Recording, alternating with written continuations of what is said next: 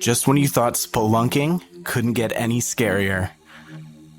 This week on Open Mic Night of the Living Dead, we're investigating and analyzing a movie about friendship and bonding in 2005's The Descent. The creature's creeping right behind you. I hope you finally find a little slice of peace and light. 'Cause it comes crashing down tonight. Welcome to the open mic. When we call your name, you'll die. But there's no need to dread. This is the open mic night of the living dead. That was a great introduction. All right, thank you. Spelunking's scary, man. Spelunking is scary, but I like that you fit that in as the very first word of the podcast. Yes, this is Rachel. I'm Rachel, and this is John. Hey. And we're here to talk about horror movies. It's funny because when I first started introducing this podcast to people in the real world, they're like, what are you up to? I'm like, oh, me and John are working on this podcast. And I would say it's a horror movie and we review horror movies, but we don't. Now I'm starting to say we review and analyze because I feel like we do a lot more analysis than review, right? I mean, I think we give our opinions on it and what we like about it, but I think there's a lot more deep analysis going on than I originally imagined, maybe? I don't know. I don't know what I expected. I've never done a podcast before. Yeah, I don't know what we do. I just know we get together, we watch a movie. Yep. We do research on it. So much. And then we talk about that. Mm-hmm. And then we do a song that we made up. That's the thing. That's our special sauce, the song. And yeah, so, and we will be getting into spoilers. Yes. So if you haven't seen The Descent yet and you don't want to be spoiled, then give this a quick pause. Go watch The Descent. Quick pause. It's like, what, 90 minutes? 97 minutes? I don't remember. It's a tight movie. And then come on back. But if you just want to listen to us talk about a movie you haven't seen, then stick with us. And this is one that really scares Rachel. It does. And I think I was more scared before we watched it than I was while we watched it. And watching it with an eye for the podcast allowed me to stay separate from it a little more than usual. I don't know if you've noticed that, but when we're watching movies for the podcast, I'm like taking notes and stuff. So I like let myself look away from the screen for the parts I know are going to be really scary. And I actually enjoyed it a lot more than I thought I would. I kept not being excited about watching this movie, but now after watching it again and doing all the research, I'm like, I could watch it again. I could watch it again. Yeah, I mean, it's definitely a good one, considered one of the best of the 2000s. 100% that. Very groundbreaking in a lot of ways, which we will obviously get to. But there's one piece of business that I need to get to that I forgot to do in the Encore episode. Yes. I forgot, because part of the problem was we did Halloween, we off wheel. Right. We went off wheel, did Halloween, and I forgot to fill space on our Wheel of Horror, which we'll spin at the end of this episode to figure out what we're watching for next time. So let me spin the feeder wheel real quick to see what we're adding to our Wheel of Horror. So while John spins, we have a Wheel of Horror that has 13 movies on it, and that's what we spin our next movie. And then we have a feeder wheel that has probably at least 100 movies on it that we use to replace the movie on the Wheel of Horror. And that is what we're spinning right now. And 30 Days of Night. Oh, I'm so excited. Well, it's just going on the Wheel of Horror. I know. You always make it sound like that's the movie we're going to be. I know, but it's exciting that the Wheel of Horror has 13 movies, any of which I would be excited to watch. I haven't seen 30 Days of Night since close to when it came out. I don't remember what year that was. Had to be early 2000s, right? Late 2000s. Okay, so post-college, but yeah, and I can't remember who directs that, but it's someone that I'm always like, oh. It's the guy who did Dark Harvest that we just talked about in... That's why. I knew there was some connection. All right, cool. And to wrap up the business, where can they find us online and and that sort of thing. You can find us online. You can listen to us on any of your podcast platforms, as you clearly know if you're listening to us already. But that includes YouTube. If you're a YouTube person, we've got the podcast up there. And then you can find us on all social media platforms at OMNLD Pod, Open Mic Night of the Living Dead podcast, OMNLD Pod on Instagram, X, Blue Sky, Threads, TikTok, and the YouTubes. Yeah, and I will say on the YouTube thing, I mean, if that's your way to listen, I love to see it. I will tell you, I think if you're listening on YouTube right now, to me, the sound quality is not quite the same. It's an issue that I'm looking into.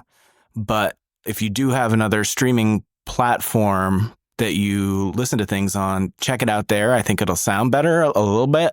But maybe I'm just, because I'm the guy who does the sound, that it's more of an issue for me than anyone else. I think it probably is more of an issue for you, but there are other audio files out there, and I think that's important for them to know. And I know that sound for you is really important, and you work really hard to make the podcast sound good. And so if you want to get the full experience, it sounds like our YouTube quality is not quite as high as our Spotify or Apple Podcasts or any of those. But I'd much rather have you listen on YouTube than not at all. So thank you for giving those views. And please leave us comments or questions, because we will be starting to read some of those. We'll try to include them on the encore episodes. So. We will include them in the encore episodes. We're still early days here, so we haven't had a lot or many. Maybe we should get an email address. Oh, we should. Well, I have an email address, omnldpod@gmail.com. Oh, well, send us stuff there, too. Send us email. If you're like me, I don't like getting into comments, because then some troll out there is going to be like, your comment is wrong, because I think all comments are wrong. And then you end up going through life not leaving comments because you don't want to deal with that. I very rarely comment on social media, and the only reason I'm on it these days is for the podcast. So I am usually the one who is on there and getting those. But I would love to get some feedback from folks, because we want to know if anybody else enjoys this. We're going to keep doing it because we love it, but would love to know who else is out there listening and what thoughts you have or ideas. So yeah, weigh in. All opinions are valid. We're very approachable, unless John thinks they're wrong, in which case your opinion's not valid. Who says that? I mean, there's objectivity and subjectivity. You and I disagree about what those words mean sometimes, but I still listen. You do. And I still love people who don't share the same opinions. That's true. I'll wave to anybody on the street who waves to me. That is such a good way to put it. And if they don't wave to me, I mow them down with my Toyota Avalon. Stop. Vroom, vroom. All right, where do we start here? We start with reception. Yeah, okay. How was this film received? What was the landscape like when it came out? There's some interesting stuff about the release of this movie, which I'm sure you came across. I did, but I knew you were going to talk about it, so I'll let you take it. Well, like I said before we got into all the business matters, this is considered one of the best horror films of the 2000s. It grossed around 57.1 million worldwide, against its £3.5 million budget. Crazy. There was no way for me to do the math on that. Just kidding. They said around that time anywhere between 6.3 and 7.5 million US dollars was the budget. Still not a lot for what they ended up with. Yeah, so it did really well worldwide. The interesting thing is we're calling this a 2005 movie because that is when it was initially released. Premiered at the Edinburgh Horror Film Festival. Dead by Dawn. Rachel's laughing at me because I struggle with Edinburgh. So you put an accent on to say it every time. Edinburgh. There you go. I'm sorry, I've offended all Scottish listeners. But they have a Dead by Dawn horror film festival, which sounds awesome. Mm-hmm. And so it premiered at that festival on July 6, 2005. And it opened commercially in the United Kingdom on, I saw both July 8th and 10th of 2005. It opened on 329 screens and then had some limited releases in other parts of Europe. The reason the timing of this release is so interesting is because on July 7th of 2005, they had those terror attacks in London on the public transportation system, which was awful, obviously. I don't know how to talk about serious things on this podcast, and we don't do it much, and we won't do it much now. But these horrific events affected the release of this film, which obviously is not the priority when something like this happens. But when you've worked on a project for a long time and had a lot of faith in it, I think, looking back, it is unfortunate that the release coincided, because there was a lot of promotion, obviously, for a movie like this, and the distributors had released posters, and a lot of them were in London's public transport system. And the posters had a quote saying, "Outright terror, bold and brilliant," and depicted a terrified woman screaming in a tunnel. And there were people actually trapped in the tunnels. Yes. So there's posters of a woman screaming in a tunnel, trapped, and there were actual people screaming trapped in tunnels. Yeah, Shauna McDonald, is it McDonald? Yes. Who played Sarah, the lead role, said later on that people were still trapped underground in reality, so no one really wanted to go see a film about people trapped underground, which makes total sense. So the distributor reworked the promo posters to exclude the word terror. Easy first step. Yep. And it is, reminiscent of 9/11 in the United States. And there was even like a no playlist for songs on the radio, like any song that talked about planes, like even Crash Into Me by Dave Matthews you couldn't play it on the radio for a while. And Donnie Darko. Well, yeah. And Donnie Darko's, because there's the connection with airplanes and that. Mm-hmm. But anyway, the distributor I'm talking about, at least the European distributor Pathé, their marketing chief said that they changed tack after the attacks to focus on the group of women standing together and fighting back, as that seemed to chime with the prevailing mood of defiance that set in the weekend after the bombs. And I think the most common poster, the thumbnail, the cover of some of the DVDs and stuff that you see is that skull that's like made up of women, right? Right, made up of their bodies. Which you don't even notice if you're not looking closely. I didn't notice until I started digging into this movie. And for all of you visual artist enthusiasts out there, which I am not, I'd love to get more knowledge on that. You know what I'm saying?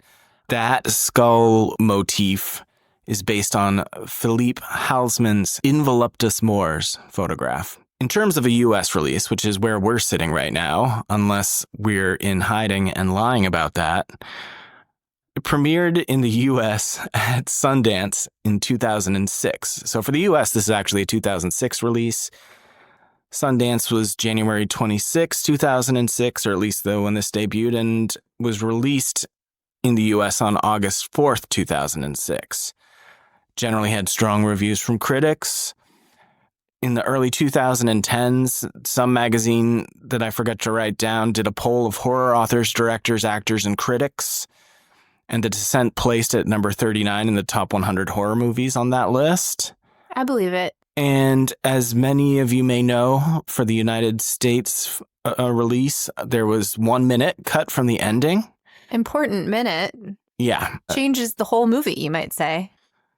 To a degree. To a degree. Yeah, I know. We'll get to that when we talk about plot. But we watched the British version for this watch through. The original cut. Yes. Which in the United States is called the unrated cut, even though it doesn't really... It wouldn't change the rating, I don't think. Yeah, no. Yeah. And they cut the ending because they felt that American viewers didn't like its uber hopeless finale.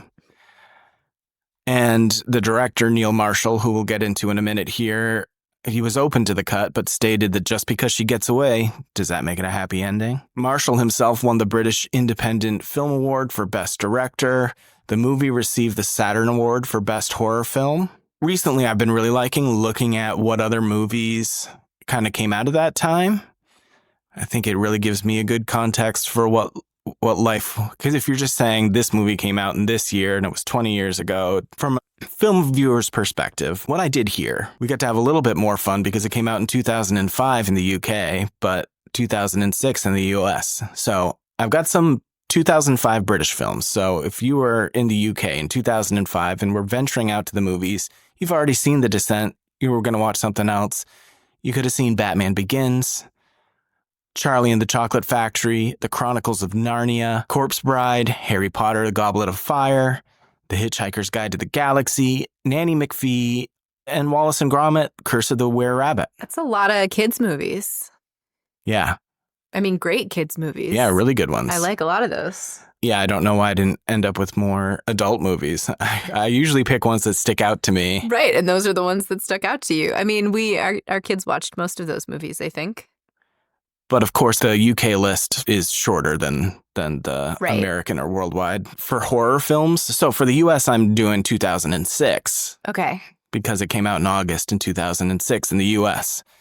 Horror films, we had Behind the Mask, The Rise of Leslie Vernon, That's a fun one. the first Black Christmas reboot, Eh.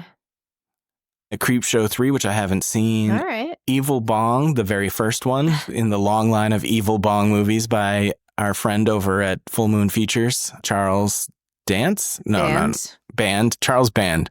Who's Dance? I don't know. I don't know. My brain. Too many things. Yeah. The movie that keeps on popping up everywhere that we haven't seen, Fido. Okay. We had Final Destination 3. That's the one with Mary Elizabeth Winstead. It opens at the fairground on the roller coaster. I like that one. Yeah. I like that one a lot. Another full moon movie, The Ginger Dead Man. Okay. The first Hatchet. That's a fun one.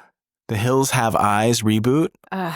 which I need to see. I don't think I've seen the reboot. I've seen the original, but I'll watch it with you, but that was a hard one that's a tough one. you keep saying you want to see some of these French films, and that was directed by Alexandre Aja, Okay. who directed Martyrs? No. No. But he directed that one that I have. Okay. The woman with her friend. High Tension? Yes. Oh, really? Yeah, and he did the Evil Dead reboot. Which I really liked. In 2013. He did. There's a specific scene in the Hills Have Eyes reboot that I don't like. That is all. And there's a particular subject that is hard for me in films, but it doesn't mean I don't watch them. It just means that like they hit me harder. Any scene with mathematics, she just can't. She just can't even be arsed. I can't be arsed. So also The Host by Bong Joon-ho. Oh, yeah, so good. Director of Parasite. Yep. The initial release of Hostel, although it was in 2005, kind of like The Descent, the U.S. release was in 2006. When was Saw? Would have been Before? a couple of years before this, yeah. But Okay. really, I think that if we're talking about gore porn, you know what I mean? yeah, Like sort of if you were looking at the broad strokes of like where the horror movie business was at this time, I feel like that is what most people think about at that time is sort of the Saw movies, Hostel, yeah. those kinds of bleak, torturous. I mean, this movie fits into that. And again, we're talking about a time, after one of the worst terror attacks in the world after 9/11 and then all the fallout from that. So, I mean, it kind of was a period of bleak torture and all this stuff. Right, like hopelessness and dealing with the harsh realities of life. Yeah, a lot of hopelessness. Oh, good. Well, and actually 28 Days Later it came out in 2002. So I feel like that's still in that same kind of bleak. Humans are the monsters are scary, but so are the humans, which I think this movie plays into as well. That's interesting. And also a few other notable movies. Speaking about Saw 3 came out in 2006. Okay. A movie that I've not seen, but I had to say it because of the title, Slaughtered Vomit Dolls. Oh, boy. Be a good band name, too. Slither, Snakes on a Plane. Yes. The Texas Chainsaw Massacre, The Beginning, which I am so confused about that franchise. I need to figure it out. Turistas, which is a pretty solid little movie and kind of fits in the same vein as this. Yeah, I did. I saw that because it happens in Brazil. So I was like, oh, I got to watch it. And then the remakes of When a Stranger Calls and The Wicker Man. Okay. But if you were just going to go see regular films just real quickly, you got Grandma's Boy, High School Musical, V for Vendetta, Inside Man, Mission Impossible 3, The Da Vinci Code, Fast and Furious Tokyo Drift, Clerks 2, Little Miss Sunshine, Talladega Nights, Jackass 2, The Departed, The Prestige, Borat, Cultural Learnings of America for Make Benefit, Glorious Nation of Kazakhstan, Volver by my boy Pedro Almodovar, Casino Royale, which started that whole arm of the James Bond. That movie's so great, among many others. But I mean, Great. those were ones that stood out to me. And of course, this movie spawned a sequel, which we have not seen yet. It came out in 2009. And supposedly the 2013 Tomb Raider reboot and its depiction of Lara Croft were partially inspired by The Descent, but I read that on the internet and I don't know if it's true. It's interesting. Yeah, there's a funny quotation about Tomb Raider that made my list. I did write down ratings for how this was received. This has got a 7.2 on IMDb. Solid. Which is pretty solid, especially for a horror movie. It's got 87% critic score on Rotten Tomatoes and 76% audiences. And which is cool because critics don't always love horror, but they loved this one. Letterboxd has a 3.6, which is also pretty good for a horror movie. Since a lot of people will just hate on a movie because it is horror, they shouldn't vote. And that's pretty consistent across all of those. Yeah. Once in a while, you'll see some that are not so consistent. Yeah. So what's your personal rating for this, John? Tricky. Mm-hmm. I would say high 2. I'm having a hard time with our personal ratings because the 3 is kind of like everybody should see this. This is part of the canon. It's important for you to know if you're a horror fan, you want to see this movie, right? But there are movies that hit that, but that I don't like all that much, right? That I don't love. Like I appreciate it, but I don't like Halloween. We just talked about. Like I recognize it. I think it's great and a huge part of the canon, and there's pieces of it that I really like, but it's not on my favorite films. So I don't know. I'm in the same spot. I'm like it's a 2 for me because it's not a desert island movie for me by any means, but I also wouldn't ever want to not recommend it to a horror fan. But I think our system, though, 2s are would recommend. Okay. Like, and 3s are just like amazing and I love watching it. Top tier. And would watch it again. Halloween. Yeah. The Exorcist. Halloween for you. Well, I mean, I think you still gave it a 3. I think I ended up with a 3. I did because it was so good. Yeah. No, I know. This movie, I think, is really, really good. It is. I think there could be an argument for it to be a 3. I think so too, because it did so many cool things. The effects, which, oh man. But when you break it down, for me, it's not quite at that level. But that's why I say high 2. Yeah. Like it's close. It's close. And if you were, and it doesn't, it's not quite, it's not a slasher.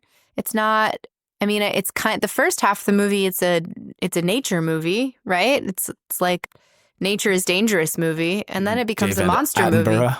movie. Attenborough. The women in the cave. But then it becomes a monster movie. But then it's also about the relationships and the emotions and the trauma. Well, you know, it's got multiple readings within it. So yeah, high 2. And maybe in 10 years we come back and look at it again and it has separated itself even further in its time from some of the other movies that were out then. I appreciated it more on a close reading. So I actually enjoyed it more this time than the last time we watched it, which we watched it recently. I really appreciated it even more. So yeah, no, absolutely. Yeah. We should probably get into the story, huh? Yeah. Yeah. Story time. Story time.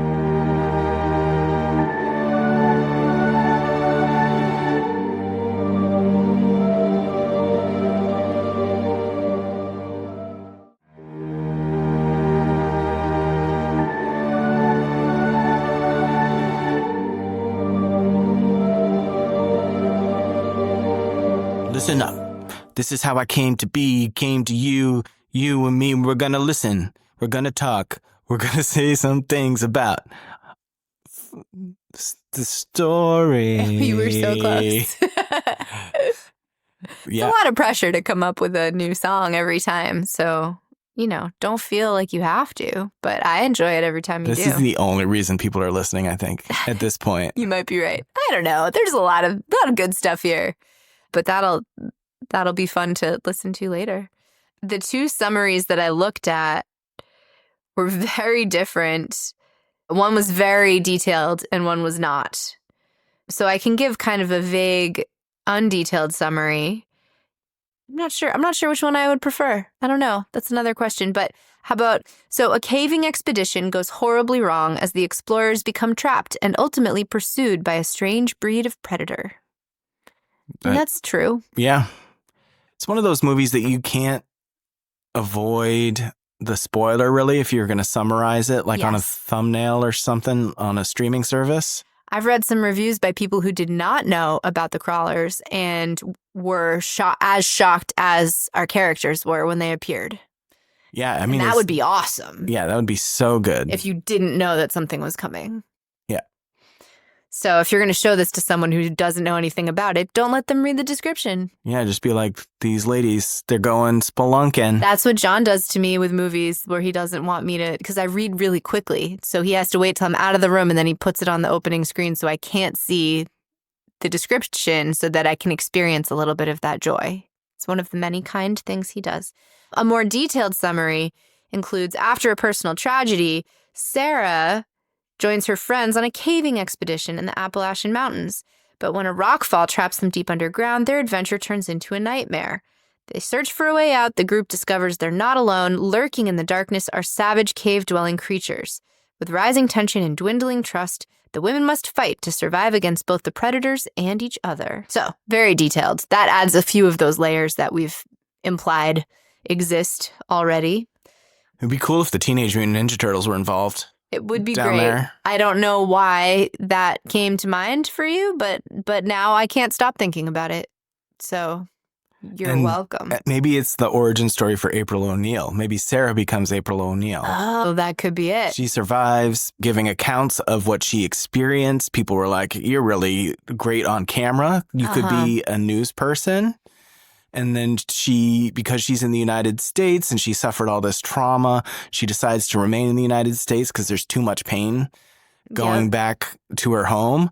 And so, but Colorado's not quite, she can't get any news person jobs in Colorado because obviously it's a really tight market. Everybody knows that. So she goes to New York where there's tons of jobs. Tons of jobs. Yeah, nobody goes there looking for work. But nowadays, because it's, everybody's like, most of the journalists there are AI journalists. Oh, that's true. So she has this back in 2005. And she brings the turtles with them because they helped her out of the ordeal. I like your alternate timeline version. I think there's something to it. Maybe you could send that to Neil Marshall, the writer-director of this movie. Yes. And it was written, directed by Neil Marshall, based on a 1999 novel by Jeff Long. Did you read the novel? I didn't read the novel. And actually, somehow I missed that this was based on a novel. I usually don't miss that. You've let me down. I have let you down. I'm not sure how I missed that in the 18 articles I read about this. Nobody mentioned that. I was more interested in what Neil Marshall's been up to recently, because before this, he did Dog Soldiers. Right. Well, and before that, he's an English film and TV director, editor, producer, and screenwriter. And like you said, he did Dog Soldiers in 2002, which we really like. Awesome. Yeah. And for the movies, he directed Dog Soldiers 2002, this movie in 2005, Doomsday in 2008, Centurion in 2010. He had a segment in the anthology film Tales of Halloween, which is on my Hellboy in 2019, which he has since disowned that movie. I didn't know that. Criticizing the script and calling the job the worst professional experience in his life. Is that why he went on to make the last 3 to 4 movies that he's made that have been failed? Horrible? The Reckoning was okay, right? I think it was moderately okay. All of them had terrible scores, and people on Reddit were really upset about it. Yeah, and he's been working closely with his wife, partner on those, and that just goes to show you should never work with your partner. Never ever should you. At least not if they're not good at what you're doing with them, which apparently writing movies and acting in them, she's not supposedly very good. I don't know because I haven't seen. Maybe he's distracted. Maybe he's distracted. But he directed 2 episodes of Game of Thrones. He also directed the pilot episode of Black Sails, which is a show I loved. So I was like, oh, that makes sense. Black Sails, I love that show. That was a really fun pirate show. Realistic pirates. And he's also he directed episodes of Constantine, Hannibal, Westworld, Timeless, Lost in Space. So pretty busy in films and in television. But nothing that has come close to replicating the success of The Descent. No. He was inspired to become a director when he saw Raiders of the Lost Ark at age 11 in 1981. He was born in 1970. Oh, man. I can't imagine seeing Raiders of the Lost Ark at age 11 in the theater when it came out. That would be... I would want to be making movies, too. I bet. He started making home movies using his Super 8 film camera, attended film school at Newcastle Polytechnic, and worked for 8 years as a freelance film director a film editor. What's funny about Newcastle Polytechnic? So, quick side note, I used to play a lot of basketball, and I was on a travel team.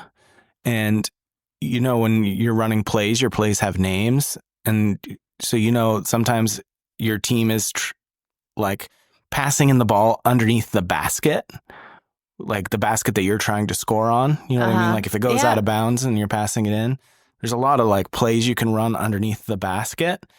And on my travel team, all the plays were named after different colleges. And one of our plays was called Worcester Polytechnical Institute, which is funny because you only have 5 seconds to inbound the ball. So that was part of the strategy. It was be like the ref would hand you the ball, you slap the ball, go Worcester Polytechnical Institute. And the hopes the other team would just be so baffled by your long play name that they wouldn't be paying attention. But that's neither here nor there. Sports. And that's my contribution to that part of the conversation. But like you said, it was the success of Dog Soldiers that led to Neil Marshall directing this film. After seeing that movie, people wanted him to direct more horror films. He was kind of hesitant, which we hear a lot. He didn't want to be typecast in the horror realm, and maybe that's what he should be getting back to, according to Rachel's Reddit research. Oh, that's the name for a podcast right there. Rachel's Reddit research. Although we don't need you on Reddit more than you are. That's okay. I'm on Reddit too. My name is Baffled by Boogers. No, it's not. You're not. Liar. And this movie was originally intended to be a group of men and women. I did see that. But Marshall's business partner realized horror movies rarely have an all-female cast, so this would be a great opportunity to set this apart. For this reason, Marshall then solicited advice from his closest female friends to avoid the characters becoming cliched, which I think you can speak better to that, but I feel like that was the case. Yeah, I think so. We have plenty to talk about. In themes? Yep. I think Marshall said the women discuss how they feel about the situation, which the soldiers and dog soldiers would never have done. And he gave the characters different accents to enable the audience to differentiate them. That's what I totally did in my notes. I was like, Juno, American, Holly, Irish. Mine Sarah, just said Scottish. Slightly too many characters. I started to become panicked. One of the sisters was Scandinavian, but the other one just sounded British. And I was like, they're sisters. I finally figured it out by the time that they were kind of starting into the cave. Yeah, okay. But I panicked when they got into those cabins, and there were 6 of them. Well, when we get to characters, I've got it. Don't worry. But production of The Descent was fast-tracked to beat the release of a big-budget American film. Did you see this? No. With the similar presence. Premise. Similar premise. Yep. The Cave. Yeah. 2005. It's about a group of friends who go into a cave and there's creatures in there. Oh. But I don't think they necessarily had to rush it when you have the better film, because The Cave, like you said, The Descent's a 7.2 on IMDb. The Cave was 5.2. It also had a PG-13 rating, which maybe was part of it. Oh, yeah. This movie leaned into that R rating. So Neil Marshall's going to tackle this movie. It was shot entirely in the United Kingdom, even though most of it, takes place in the United States.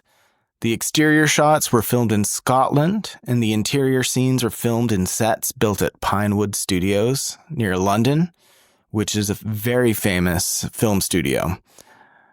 And I'm going to get into that in a moment. But filmmakers thought it would be too dangerous and time-consuming to shoot in an actual cave. I have all of this in special effects. Okay. In Pinewood Studios? Not the Pinewood Studios part, but all of how they built the caves and stuff like that. I was just saying that the reason they shot in a studio is because they thought it was too dangerous to shoot in a cave, which seems, Right. respectable, reasonable. And smart, especially the kind of movie that they're making. I'm sure it would probably save them on like insurance costs Likely. and those sorts of things.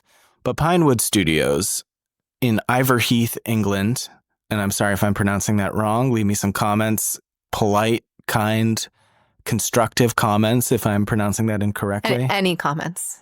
It's fine. Yeah, any comments Any is comments fine, is but fine. like I'm not pronouncing it wrong on purpose.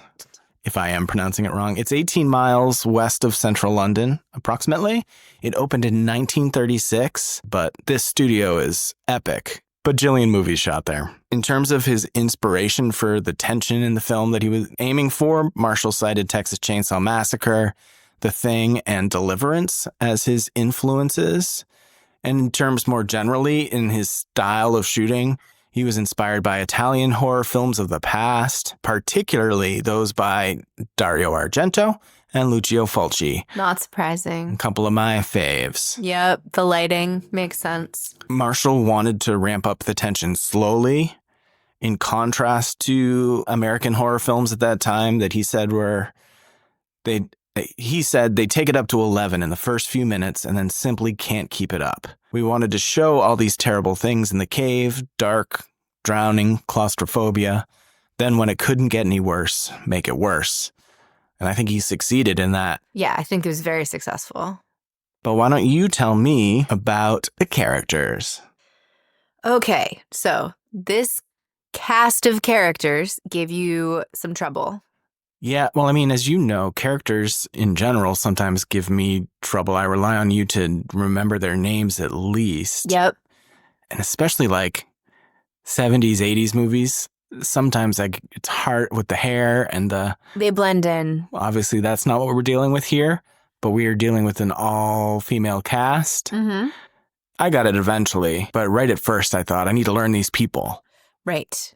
And you're going to tell me these people. I am going to tell you these people. And that is not an uncommon complaint, actually. There are plenty of people who, like myself, did not have too much trouble differentiating between the characters, but also plenty of people like you who did. So I think that's just the way that people watch movies. It was really the two sisters that were the wrench in my works at the beginning. Okay, that's fair, I guess.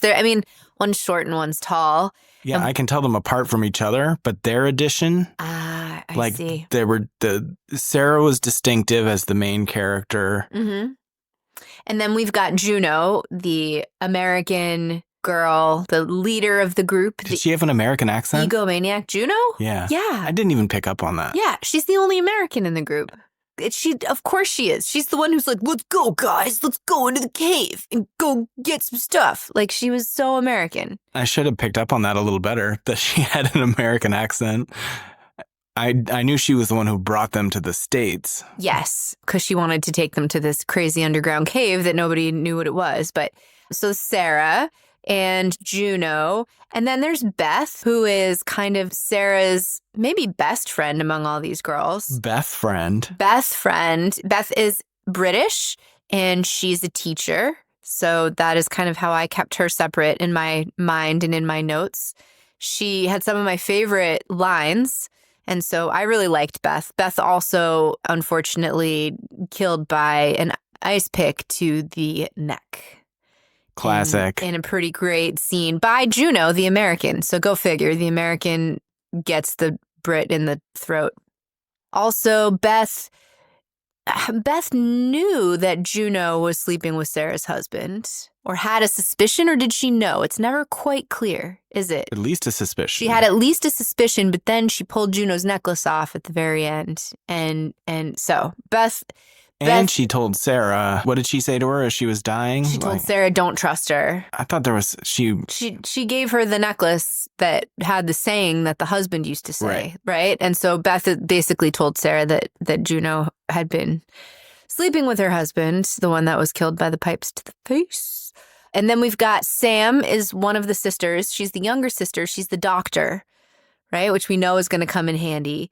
I thought she was British, but then her sister, Rebecca, or Becca, she was a really tall one. She has a very Scandinavian accent. So I think those sisters were Scandinavian. And Sam just had more of a British accent. Maybe she was going to medical school in Great Britain. That was going to be perhaps. my suggestion. Maybe Yeah. she did a lot of her schooling. That's my guess. And then we've got Holly, who's Juno's protege. She's Irish. She's the one who's, jumping ahead of things, which of course makes her our first casualty a little bit later on. But Holly bringing some sass. So those are our 6 girls, women. We've also got Paul, Sarah's husband, and her daughter, who both die within the first 5 minutes of the film. So. And I guess with the women, in the opening scene when they're whitewater rafting, you have Sarah, Juno, and Beth together. Yes. And I can handle that. They're distinctive looking enough from each other. So that was easy to pick up on them. And then Holly was distinctive in her appearance as well. Yeah, she's got the piercings, little goth, got that eyeliner going on. But I eventually got it. I don't mean to make it be like I was completely... Oh, right. But no, that is confusing when you have a group of characters that are all one of the same thing, whether that there's no differentiation between them other than them as individuals, which is hard when you're watching a film, right? Because all you get is what the actor or the director gives you. You don't, if you're meeting somebody at a party and you're trying to differentiate, you're going to figure out what is different about them. But in a movie, I think Neil Marshall did a good job with differentiating them. He said the accents was a part of that, right? Sarah was Scottish? Sarah was Scottish, yes. Is it common? I understand that he did it in order to differentiate the characters. Is it common to have a group of friends that are from all these different places? It does seem kind of crazy that there's a bunch of one of each one of eaches, right? And I guess we're from the States, and we have friends who are from different states or live in different states, and I know that Europe is kind of like that. I think so. They all went to college together, so they must have all gone to college, maybe in the UK, maybe in the US, but seems more likely somewhere in Europe. Yeah. That they went to school together. There would have been more American friends, I feel like, if they went to school in the I think States. You're right. I also think it's important to note that these are women doing extreme sports, which is a smaller group to pull from. And so you might, I guess, expect to have a wider diversity of people in that grouping, right? Like, I don't know, I'm just guessing, but if you have people that specialize in or have a really high special interest, a heightened special interest, then it makes sense that you would have more people. Since that's such a rare thing, you would have to kind of search to find other people who are into that. Yeah, and this isn't just regular caving that they're doing. This is like you're saying, it's a bit more extreme. Even before you factor in that they're not in the cave that most of them thought they were heading for. Right. Juno tells them that they're going to this one particular cave that's kind of tourist place. And so Holly, our Irish firecracker, she's not happy about that, right? She's like, oh, it's a snore fest, blah. But that is what some of our other characters are looking for, right? Sam, this is her first time, I think. Well, she can't be her first time rock climbing. No. But it did seem like she was more nervous than the other girls. Well, Sam is she's our also doctor-to-be. Yeah, exactly. She's the youngest. She knows, she sees all the things that could go wrong in her practice. So man. But they are definitely all prepared to do like rappelling and climbing and all of those things. They know all the names of the things, which we didn't know. We had to look up the names of the things that they used. The thingies. The thingies. That's what I put in my notes. Me too.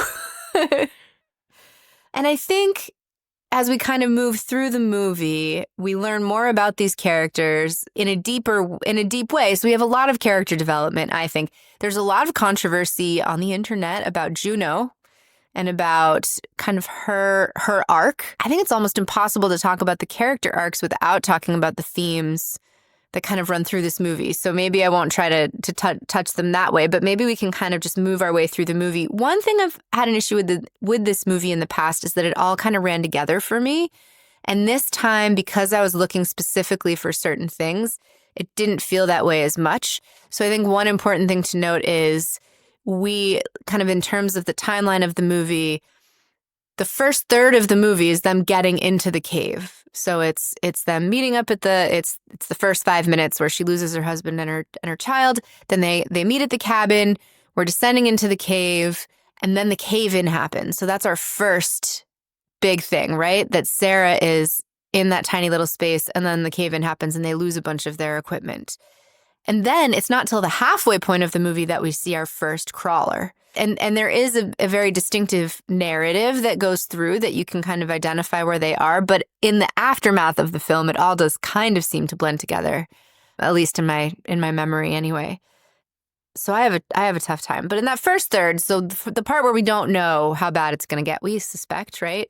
First off, we've got Sarah has some creepy dreams, right, about her dead daughter. She keeps hearing her daughter giggling. She dreams that a pole hits her in the face as she's dreaming. And then we also get a shot of her meds, of her hallucination, maybe meds. So she's clearly on medication after experiencing this awful trauma. And she keeps seeing the birthday cake, too. She keeps seeing the birthday cake whenever there's flashes of light.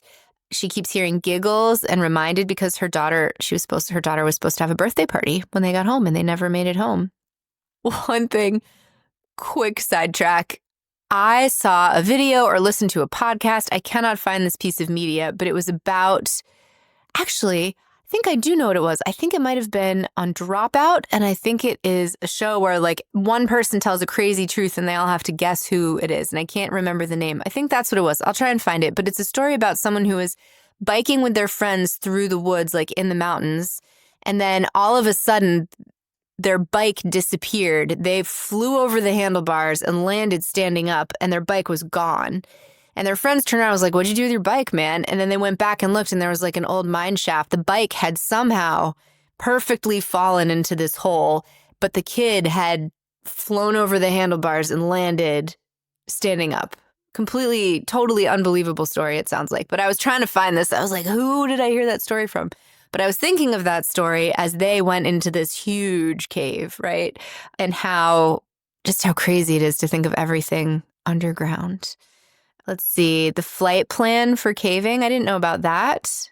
If you've ever heard of that or anything, but that makes sense. I know that, and I don't know if specifically for caving, but I know when people are going off, whether you're hiking the Appalachian, you're saying Appalachian? Yeah, there's a few different ways to say it. Appalachia. You can cover that pronunciation. I'll say Appalachian. Okay. Weren't they in Colorado? Was I wrong when I was saying that? I'm sorry if I think they're supposed to be in Appalachia. Which is really long, but it's definitely not in Colorado. Yeah, very true. Well, strike everything I said about Colorado before. I mean, I'm leaving it in the episode. Right. But maybe the license plate was like North Carolina, maybe? I don't know. But I know if you're hiking the Appalachian Trail or doing stuff like that, there's usually some authority that you can like notify that you're supposed to check in with when you're done.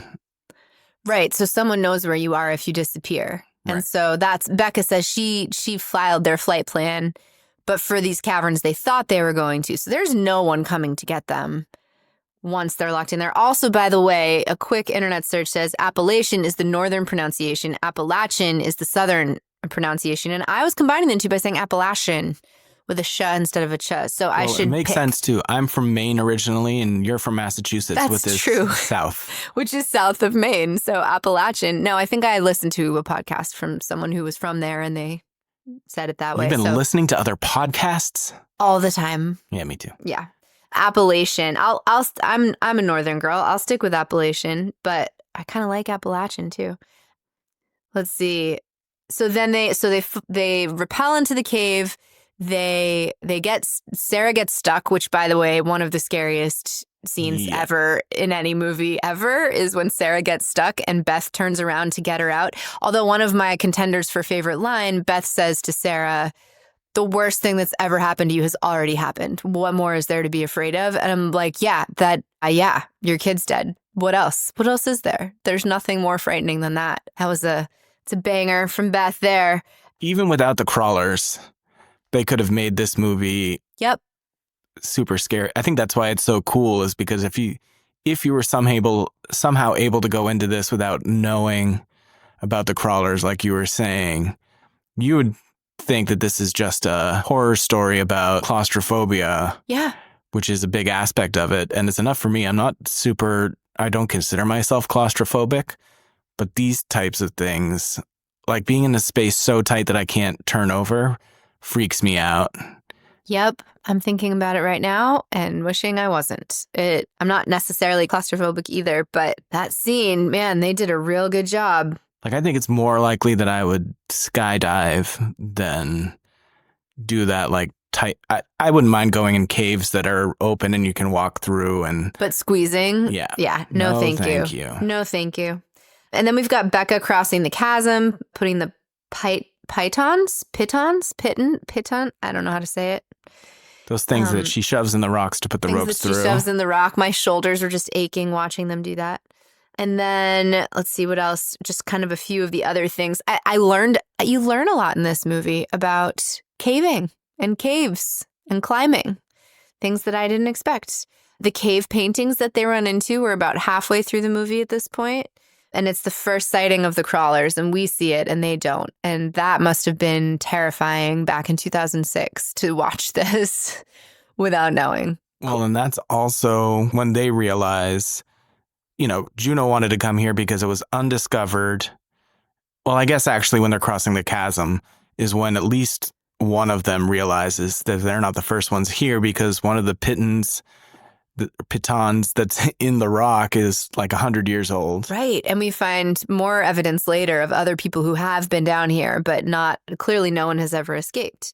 Then let's see. Holly doesn't slow down. She sees a light. So Holly rushes to her death, eventual death, rushes to her.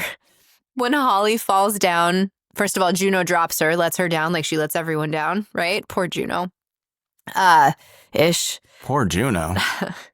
A little tongue-in-cheek there. Juno, I do think Juno wants to help her friends, but I think that Juno is also inherently selfish, but like doesn't want to be, but just is so self-centered and self-absorbed, and like that I don't think so. Not poor Juno, but she does let Holly down. And then she thinks that Sarah's seeing stuff. This is where Sarah thinks she sees someone, but she's like, I saw someone. And Juno's like, no, you didn't. You're crazy. And then Juno's following the flame for a lot of this. And I, of course, looked that up to see if you're supposed to do that if you're trapped underground. Big no on that. This is a very dangerous myth that it does not reliably indicate fresh air. There's no guarantee that air movement constitutes a way for you to get out. So if you're in a cave system and you're using your fire to figure out which way to go, that does not guarantee a path out. It consumes your limited oxygen supply. It could expose you to carbon monoxide, and it could also cause an explosion if there's gas. Because what's not much worse? I suppose if you have no other option, though. Right. If you're completely stuck and it's either sit down and die or try to get out somehow, then I suppose. Because they know about the crawlers by the time she's doing that. She did that earlier, too. She did that in one of the wide open rooms. That's kind of one of the ways that she did it. So, I mean, now I'm thinking about, so Holly breaks her leg. Holly with like the most understated line of the movie. And she says, I think I hurt my leg. And the bone is just fully sticking out. That bone setting scene, and there Sam shows her worth, right? Sam's like, I'm almost a doctor and I'm going to force your bone back into your leg, even though you will probably die of infection if we ever get out of here. I mean, obviously Holly doesn't make it that far, but man, that is some brutal, brutal stuff. Those injuries were terrifying. But then they get attacked by the crawlers. And then the crawlers take Holly from Juno, and Juno's in full fight mode, and she kills one of the crawlers. They still end up taking Holly's body and eating it to death. But then she kills the second one with an ice pick, and then she kills Beth because Beth, for whatever reason, decided to be really quiet and sneak up behind Juno, who just is in a murderous rage. Well, I'm not sure she was necessarily being quiet. There was a lot of noise going on. That's true, too. But what could Juno have done in that moment? Like, I don't blame her for that entirely. I mean, obviously, maybe if she was giving herself one extra second, it would have been avoidable. But I mean, that's a situation like that. The death was an accident. Yeah. Clearly. Like, Juno was not trying to kill Beth. She was not actively doing something bad there. But then it is the decision that she makes to leave her. To leave her there. To die alone. To be eaten alive. Right? And that decision forces Sarah to have to kill her friend. right? Because Beth asks Sarah later on when Sarah finds Beth, Beth asks her to end it. And then Juno's not taking responsibility. She doesn't take responsibility. And even when they all find out that they're in the wrong set of caves, even then, Juno isn't taking responsibility. She's saying, well, I thought this, what was the line that she said? I wrote it down. Oh, of all of Juno's betrayals, let's see. She was with Sarah's husband. Where did I write it down? There was one part that was really, oh, here we go. Was this about me or you? Said Sarah. It's about us getting back to what we used to be. I thought we could claim this place. For Juno, it's about getting back to the beginning before things changed. But even then, she was still, it's not about healing or forgiveness or penance, right? Like for Juno, it's just about starting something new, erasing the past and kind of, I don't know. But Juno made the choice to leave Beth behind and then not claim responsibility when Sarah asked her. Although, if I accidentally killed my friend with an ice pick and we were being chased by feral mutant bat people, I don't know. She didn't actually lie when Becca asked her about it. She was like, where's Beth? And she said, Beth's dead. She didn't say they killed Beth, right? Like I think there's true remorse is what I'm trying to say.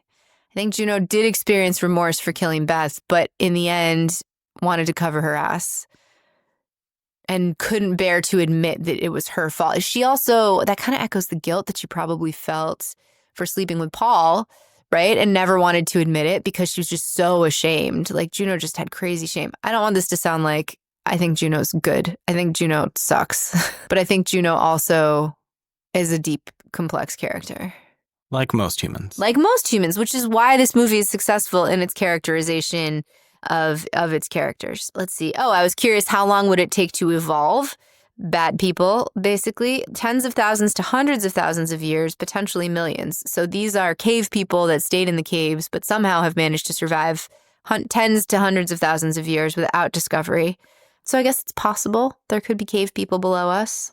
Or one got bitten by a bat, like Spider-Man style, and it was just this super strong mutation happened quick or something. Yeah, I don't know. I also read that Neil Marshall wrote this was inspired because of a trip they took to an old abandoned mine in high school.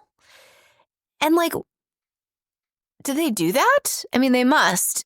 But why would you take kids to an old abandoned mine, I suppose? If it was, there's plenty of them that are like tourist attractions and stuff. Right. I guess so. It just is. Because it's a great idea, right? Like, what if there are mutants below? And so, let's see. Those are all some of the kind of like highlights that I noted going through. And then we've got the endings, which we should talk a little bit about while we're talking about the story. The UK ending, the original ending, is 1 minute longer. Sarah thinks that she gets out. She escapes. She's driving away. She's got Juno's corpse appears next to her, reminding her that she left her best friend behind, while her ex-best friend. And then we flash back to the cave where she is celebrating her daughter's birthday with the birthday cake on a little ledge. And you hear the crawlers coming. So that's almost a happy ending, right? It is more bleak. But the US version cuts right as she sees, because in the UK version, she's started driving away. She's pulled over to be sick. And when she looks back over, Juno's scary corpse is in the car with her. Yep. And then it flashes. She wakes up basically, or comes to back in the caves to that hallucination that you're mentioning. Yep. The US version ends right when she sees Juno's corpse. Right. So in the US version, she escapes the mine, but she carries the trauma of what happened with her, right? That's Juno's corpse. And in the UK version, the original version, she does not escape, but she thought that she did. And there's a lot of debate online as to what really is the happier ending. Yeah, because it's a great question, right? Like, and I think that bleeds directly into themes, right? This is a descent into madness, a descent into hell, a descent into grief and trauma that caves to go into the caves. Caves have been used a lot, like in dreaming. A cave is like the search for the unconsciousness. As we enter the cave, we're re-entering our mother's womb. We're re-entering to become reborn. So there's a lot of that there. So if she's stuck in the cave and doesn't get out again, then growth hasn't happened. She's been drowned and trapped by her trauma and her grief. It's pretty hopeless. It seems like it. But if she gets out, she's still going to be carrying all of this trauma with her. And even more. And even more. She still has her daughter and her husband, but now she has the betrayal. She has all of her dead friends. I mean, that's a long road to healing ahead, man. I'm not sure you get there. I mean, she hadn't gotten there for the first part. She hadn't. Not at all. And yet, this was a big theme for me, but that the cave is a physical manifestation of Sarah's mental state, trapping her in a place that reflects internal despair. And they're forced to move forward through the cave. They can't leave the cave. So she's kind of, I don't know, I remember, I think when I was having our second kid, and there was a moment when I said to myself very clearly, there's no way out but through, which is not an original thought. I've heard it elsewhere before, obviously, right? But there's like, all right, well, there's only one way this baby's got to get out in some form or another. We're not going back now. Like, this is kind of a reverse birthing in that they go into the cave and then they can't get out because of the cave in, and they have to go through and face it. Interesting that a lot of people think about the descent as representative of Sarah's descent into grief and despair and trauma, but also it's also a representation of Juno's grief. Juno is also grieving Sarah's husband, feeling a lot of do you remember when she's running at the beginning of the movie and she's crying as she's running? Everyone else is like sleeping off their drinking from the night before, but Juno goes out and she runs. Well, even before that in the hospital, yep. You see, so after the car accident and the husband and child die, Beth and Juno come to the hospital where Sarah is. And of course, Beth runs right up to her, is hugging her and all that. And you sort of see Juno in the background sort of starting to break down, but back away, which I think is a really good overall representation of Juno's character for the whole movie, really. Yeah, that she's not willing to face her pain or her trauma or take accountability for her actions, but she just wants to try to do the next big thing. She's chasing the next big high. That scene when Sarah comes out of the blood pool is kind of like a baptism scene. So talking about rebirth, being reborn, right? Sarah goes all the way into the bowels of these caverns, and then she's reborn as like this animalistic vengeance spirit. And then like in our own worst moments, if we can just make it through the other side and then stab a mutant cave woman with an animal tooth, like we too can move through our pain. Yeah? Is that the lesson? Yeah, no, absolutely. I'm grabbing my notebook because I had a thought on that when you're talking about the blood. Mm-hmm. Lady, but I left, like usual. Left your notebook elsewhere? Yeah. That's okay. You can grab it real quick. I can't even find in my notes what I wanted to talk about, but I know I got some like Carrie vibes. Yeah. When she came out, like Sissy Spacek. Uh-huh. When she's covered in blood, but also she has like her eyes wide open. Yeah. And like you said, it was you mentioning the rebirth that is also sort of part of that. Because in Carrie, obviously, that's the trigger that... Right. It's her starting her cycle and becoming a woman and coming through. And of course, Sarah as a mother who's lost a child, which is the ultimate like unnatural way of things, right? Like parents aren't supposed to see their children die. That's not the order. And so here she is being reborn. And I think she's also fighting one of the cave women, right? Like she fights one of the mothers who she's killed its kid, right? And the mother comes and sniffs it and is like, oh, my baby mutant. And then she's fighting with this crazy witchy looking cave mutant. Yeah, I think that's all in there. And I think like all good horror movies, it taps into some of the deepest questions that we have about ourselves and surviving the real horror and trauma that is a part of life. No matter how good we are, no matter how careful we are, or how much safety equipment we use, or how many flight plans we file, there's always something that could go wrong, or you can be betrayed, or tragedy can strike. And so how do we descend into that madness without becoming animals ourselves? I don't think this film answers that. I think don't think it's like, this is how you do it. This is like, I don't think you do. Because even if you take the American ending, she still is further scarred for life, right? The kind of last one big note I wanted to touch on is whether or not this is a feminist movie. And actually, one of the first things I wrote down as we watched, I was like, this is written by a guy. Like, how did he get the dialogue? Like, how did he work, right? Because we talked about in Halloween how it was not John Carpenter who wrote the dialogue between the girls. It was Deborah Hill, right? She was the one who kind of had that really natural kind of back and forth for them. I did think that these 6 women, that their dialogue was relatively natural. There were times when the characters didn't ring quite true to me. Also, like with all of the karate fighting that they do with the cave people, I was like, where did they learn how to do this? But of course, they probably did like judo or Krav Maga or something, right? Like they're extreme sports chicks. So I guess. It is an all-female cast, which is a subversion of horror stereotypes, right? It's a portrayal of complex female relationships and internal struggles. It passes the Bechdel test for film, which is, I'm gonna bomb this. I should have written this down, but that it's got women on screen that are not talking about a man, that are like having a conversation between themselves, and it's a certain amount of the movie. Oh man, passes the Bechdel test, which is usually like, is this a feminist movie, or at least not a sexist movie? So it could be read as feminist, but also it could just be a really good movie with an all-female cast. And I guess that this also is going to depend on what your definition of feminism is, right? And what that means. I do think it's really cool to see in the landscape of Hollywood films that are usually male-dominated with women taking on a side role. I think it's really neat to have all of these 6 characters who are all really cool and strong. They're also cool in part because they're masculine. They have masculine traits that would be positive for men, right? As opposed to having more traditionally female characteristics that are then portrayed as good. These women are awesome because they kick ass the way a dude would. So is that feminist? I don't know.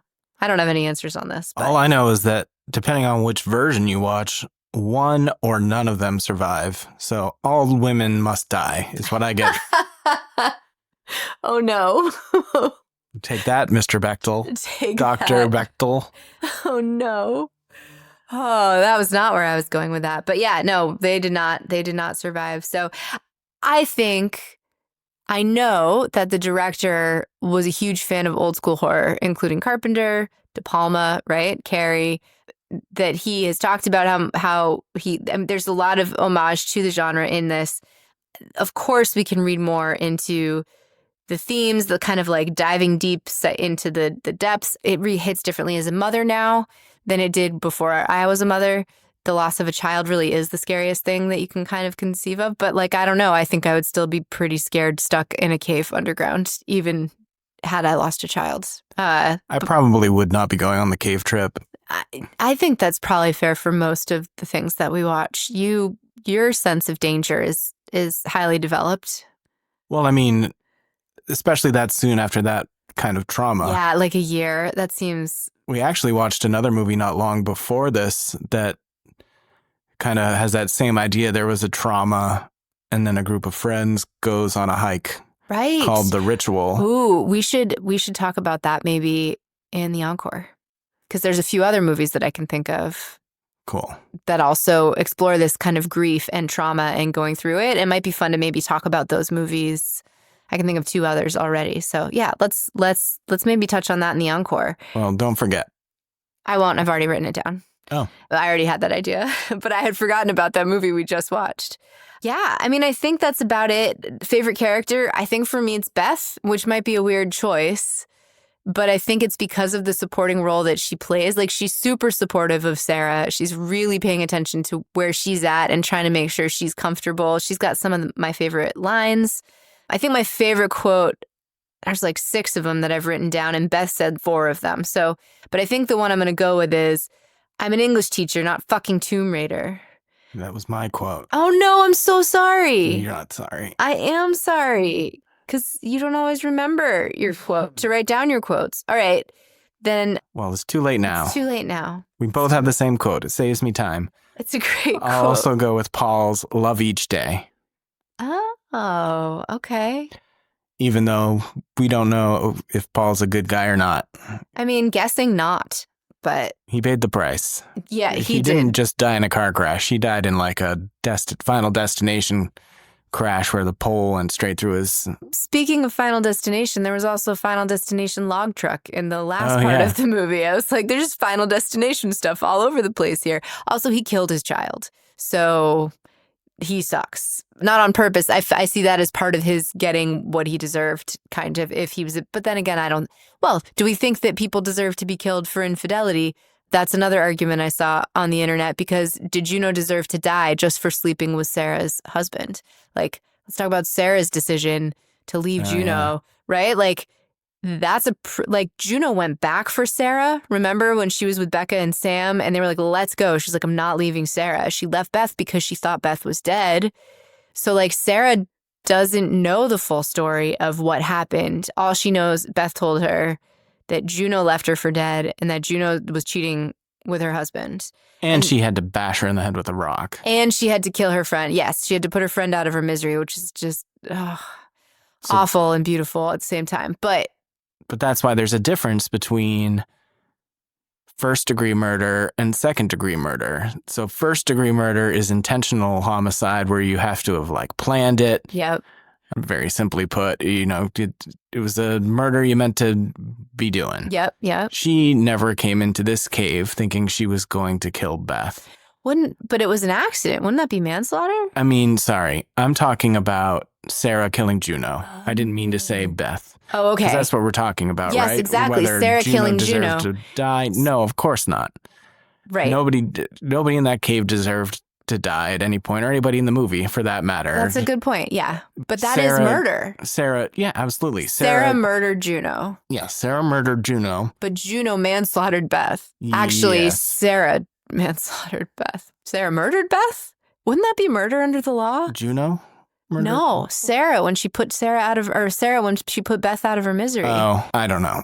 We don't need to get into that. That's fine. I'm focusing on Sarah and Juno. Sarah and Juno, yes. So but Sarah was so upset yeah, that she killed Juno out of passion. It was a crime of passion, which in some places it's like second-degree murder. Yeah. Other places it's designated as something else, but you would get less of a sentence if you were convicted of it because you didn't plan it ahead of time, but your emotions overtook you and you killed someone because of it. It's like when somebody walks in on somebody cheating and kills them instead of like planning it out, right, and finding them. Well, yes, Sarah has now seen the animals all eating Holly within like a foot of her, right? She has bashed her best friend in the brains. She has been reborn from a pool of blood and offal. She has been fighting teeth to teeth with these crazy mutant creatures. Yeah, she is not in her right mind. She's crazy pants. But yeah, no, Juno did not. She should not have murdered Juno. But that also was a pretty realistic portrayal of what I think a lot of people would probably do in that situation. Yeah, pretty bleak, man. Well, I think we should move on because we should. As per usual, I will say that we're running long on this, although it seems to be that I think we just keep getting more and more excited about these movies and we're thinking about more things to talk about. And if people want to skip ahead, they can. That's why there's chapter markers. No skipping. You can skip. Listen to every single second You can twice. skip ahead. It's okay if you want, and then skip back or take a few days to listen to it. This is long form. That's okay. Long form's not for everybody. But I did think that The Descent was going to give us less time, but I guess thematically there was a lot to discuss. There's a lot thematically. There is. And there makes it that's why it's as good as it is. That's why I keep talking myself into higher ratings for these movies by the time we're done. But anyway, if story time's done, then what does that mean? Vibe check.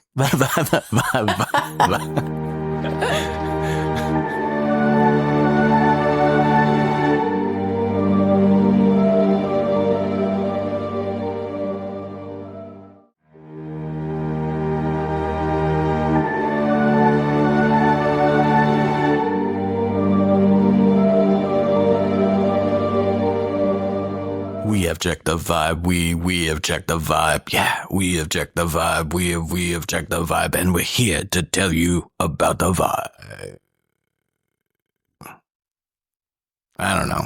That was good. So, vibe check. Let's talk a little bit about cinematography. I will. I definitely don't think I have as much as. We're not talking about my fave Dean Cundy here. We're talking about cinematographer Sam McCurdy, who's a British cinematographer. He got a tingle down his spine when he first saw his name stenciled on a parking space at Pinewood Studios, because 15 years prior, he had started working the floor at Pinewood, reloading film magazines, doing lots of, quote unquote menial jobs, learning as much as he could, as you do if you're, you've got your sights set on some of these bigger jobs that are really hard to get in the movies. But he described returning to to Pinewood as the director of photography for this movie as bizarre. He was inspired by films such as The Goonies and Halloween as films that sparked his interest in cinematography. We know that Dean Cundy was the director of photography for Halloween. Nick McLean was the director of photography for The Goonies. He worked with Marshall previously on Dog Soldiers. And they did a few movies together over the years, right? Possibly. I didn't go beyond. The spare yet atmospheric look of late 70s fright films informed his approach to filming The Descent. Marshall and McCurdy wanted the same feeling of simplicity that was achieved in Halloween. So it was great that we talked about that last movie. I thought so too. Yeah, there was a lot. He name dropped Cundy in one of the interviews I read for sure. So that was kind of cool. And so they wanted to avoid visual clutter, wanted a straight ahead look that delivered the story, which Cundy talked about a lot, like the story dictates the cinematography. McCurdy said there was a quality to the horror films of the late 1970s largely based on suspense. They didn't use gore, fancy lighting, or overly clever camera moves, just strong images. And he said in terms of working together with Neil Marshall, he said, Neil and I have a good shorthand. And on The Descent, we'd often describe our scenes in terms of what Cundy and John Carpenter had done in Halloween, The Fog, Escape from New York, and The Thing, which are all beautiful anamorphic pictures. Years from now, they will still be considered some of the most beautifully shot horror movies ever made. And this movie was shot in super 35 millimeter, which was necessary for the low light conditions. Obviously, that's a big factor in a movie where you're underground and in caves for 2/3 of it or more.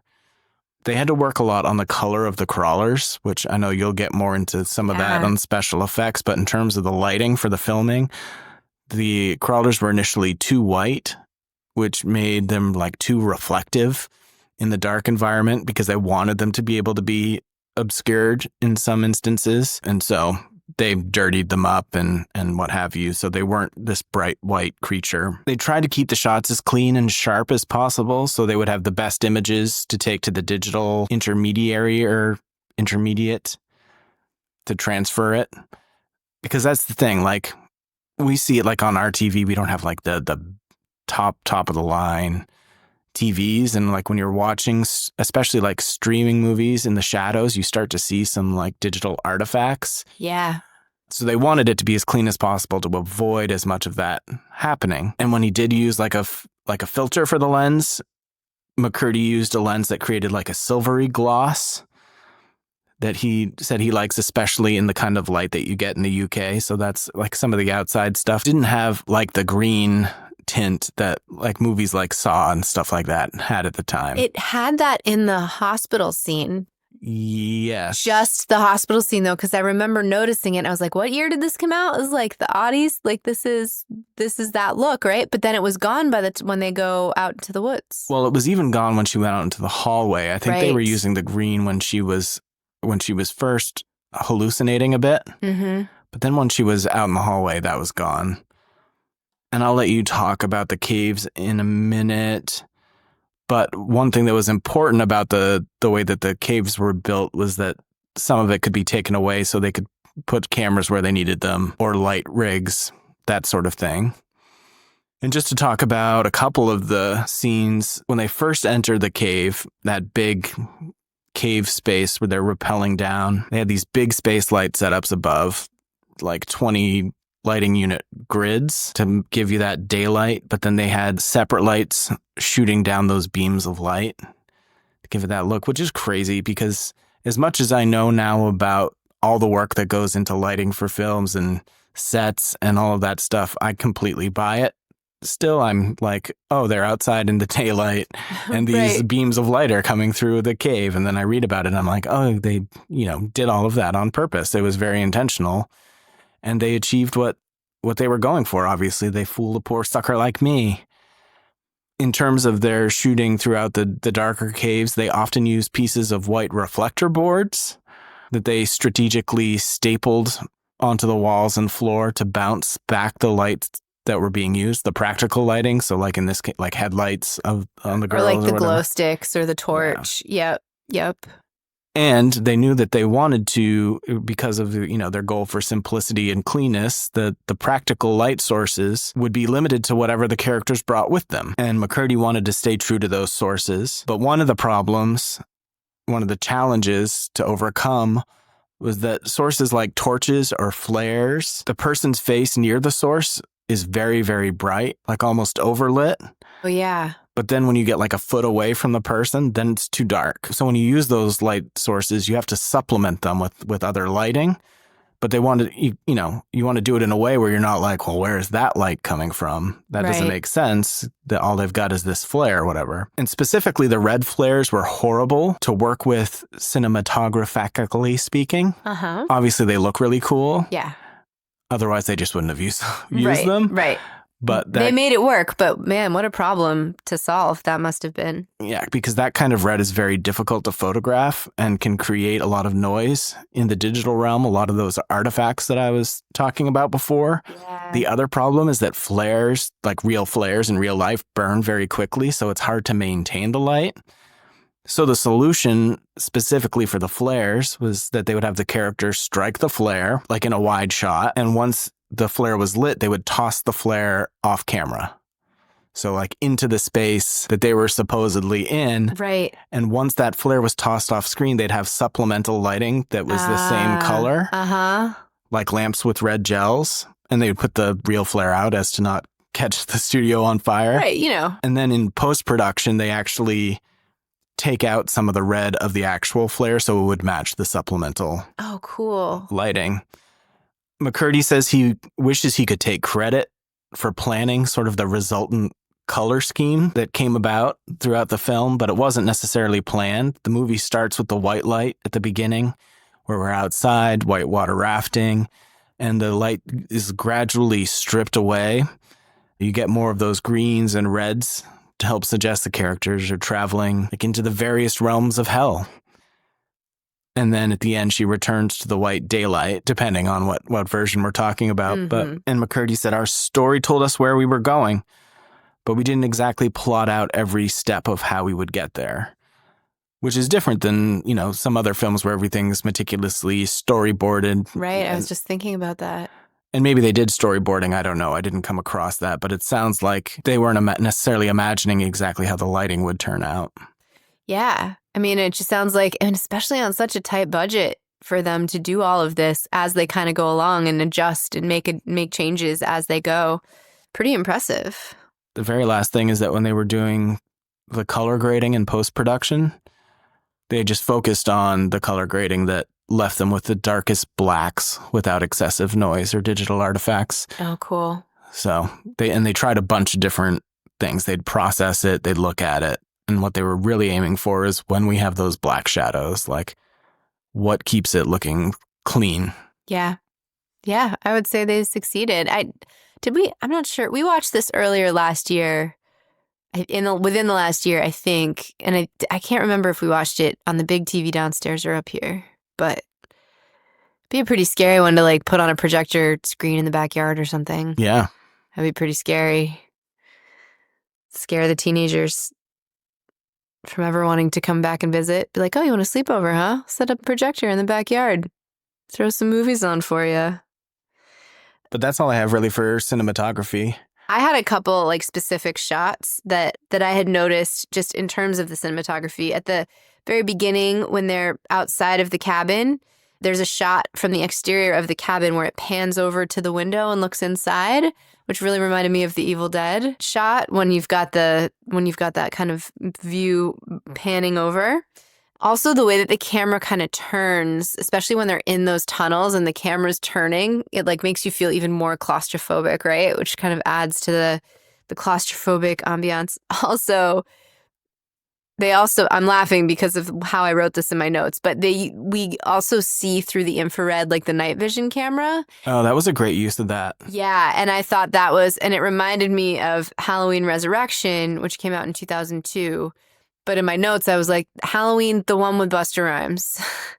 Because I couldn't remember which one it was. But I was like, oh, because that movie is nowhere near as good as this movie. But it was that kind of using video cameras in that way that is newer, right? Like that dates it because they didn't have those kind of video cameras back in the 80s. You couldn't do that. Were they using the infrared in Halloween Resurrection? I thought they did at one point. Or maybe it was, I think they did at one point. Maybe. I think more of like Blair Witch. Blair Witch, yeah. But Busta Rhymes is what came to mind. I heard that they discontinued the function of infrared on cameras like that because people were seeing too many UFOs. Oh. I'm not sure if that's true. I read it on the internet. It sounds true to me. I don't even know if they discontinued the function in all reality. That's true. I kind of have a digital camera from around that time, and I don't think it has an infrared light. I'll mess with it later. All right. We'll put that in the encore, too.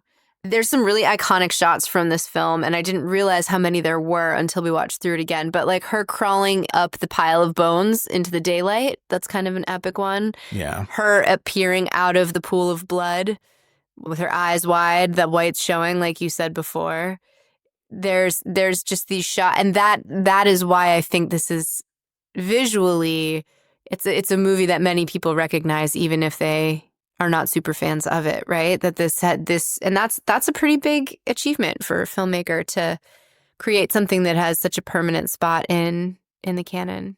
One part that I thought fell flat for me, sort of on an ambiance level, is the portion at the cabin.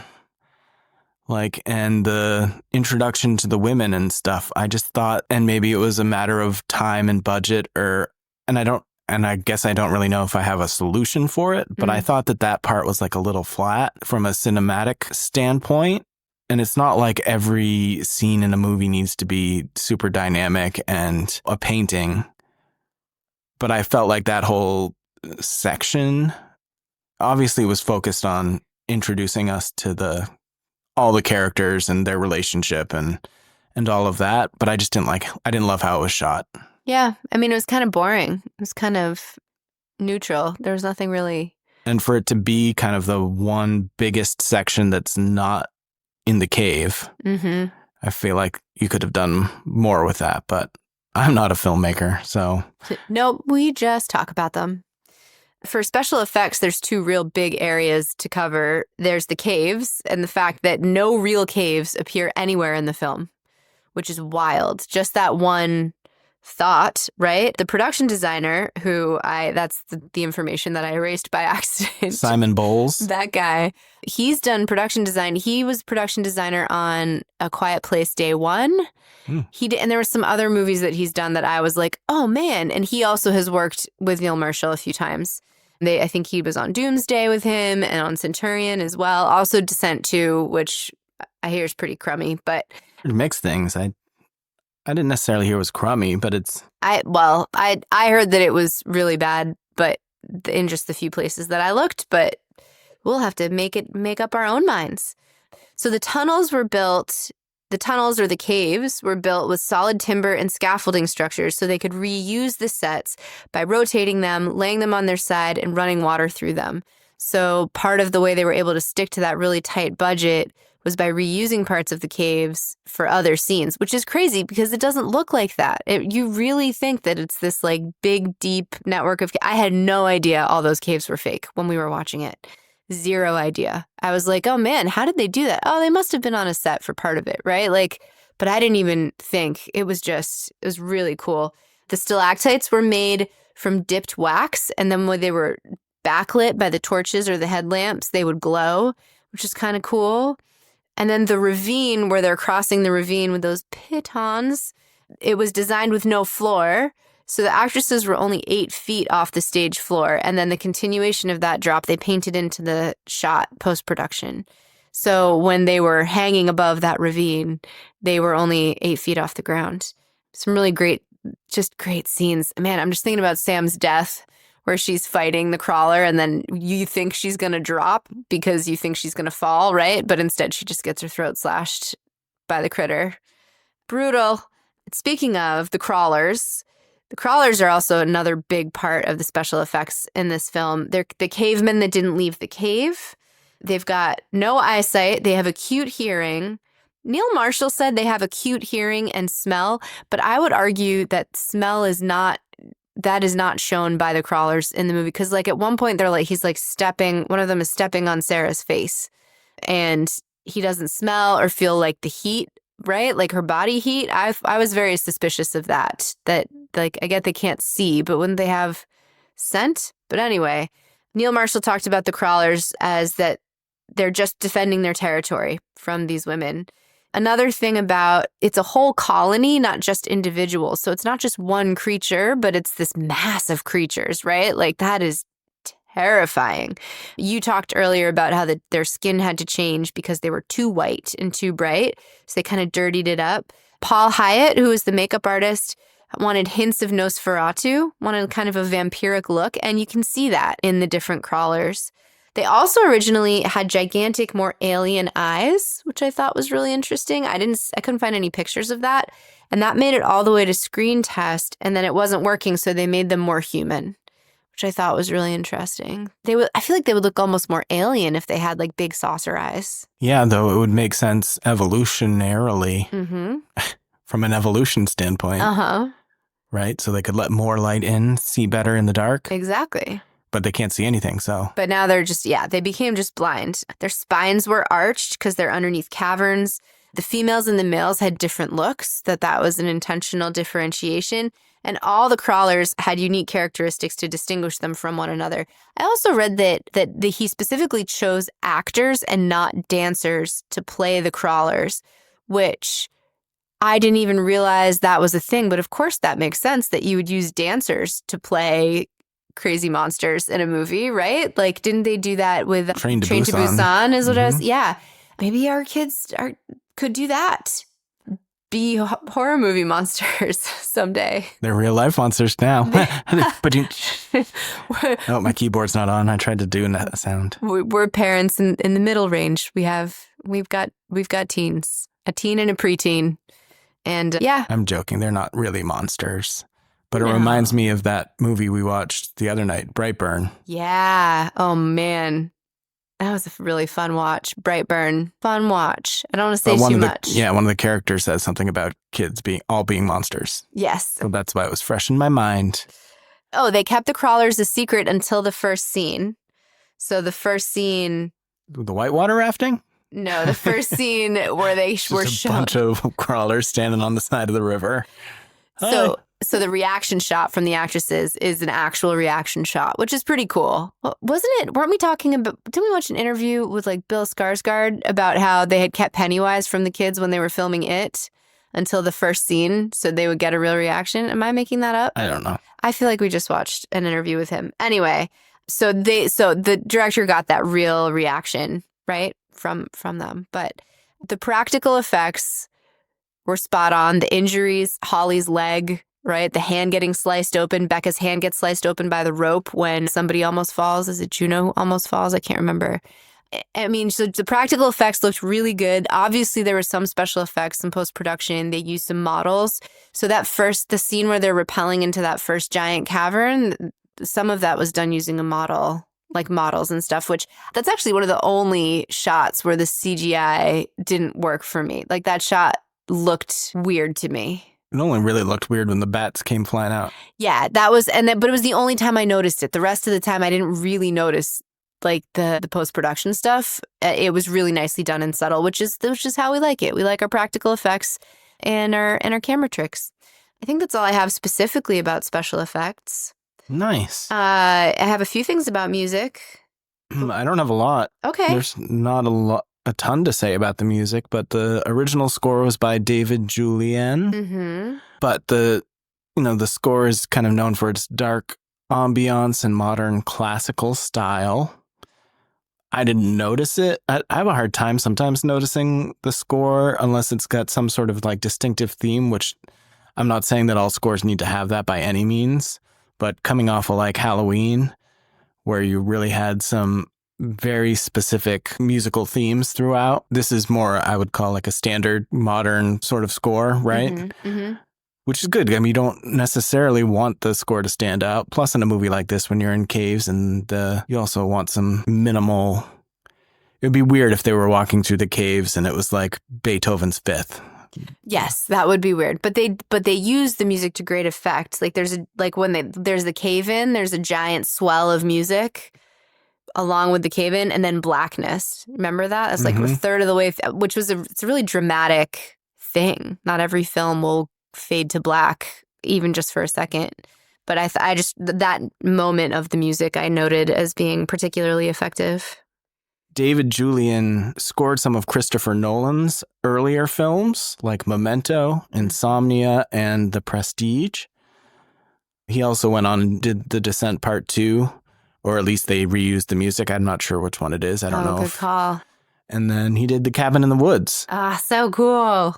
Which is pretty funny. That's a great movie. Yeah, it is really funny. It's interesting to go from like real horror to meta horror. Yeah, meta horror. Meta horror. Yeah, Cabin in the Woods is meta horror for sure. But I love me some Christopher Nolan. I actually watched The Prestige for the first time not that long ago, wondering why I hadn't watched it a million times before that. Yep. But now I can go back and listen again as I'm watching. Yeah, well, I think that's all I've got. Should we move on to our music? I think it's time for our music. So our gimmick for the week was no names, which means basically no specifics. You're not going in there to be like, Juno is a big pain in the butt. Yeah, or like any of our movie songs where we directly name drop anybody or name drop a specific situation. Look out for the vampire over there or whatever. Am I not supposed to say look out for the vampire over there? That's the chorus of my song. Oh no. Quick, fix it. All right. Well, here we go. Moving on to the open mic. We'll be back in a bit.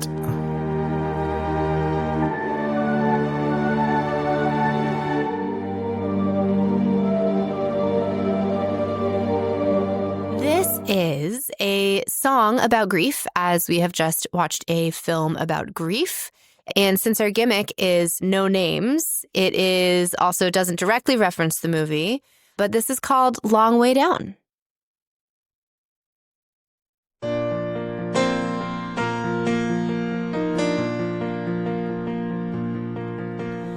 Life can change in a moment. First one thing, then another, coming fast. And nothing is sure but death and war. And we all make our way to the bottom.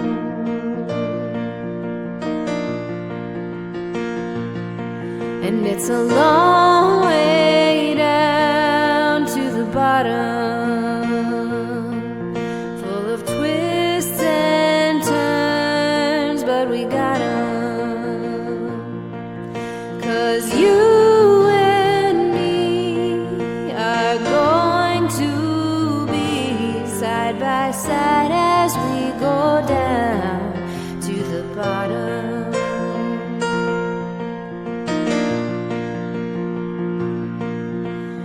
Once I thought that I knew you. Yeah, once I thought you were home. But time has told me a different story, and you're dragging me down to the bottom. It's a long, long way to the bottom, full of twists and turns, but I got 'em. 'Cause you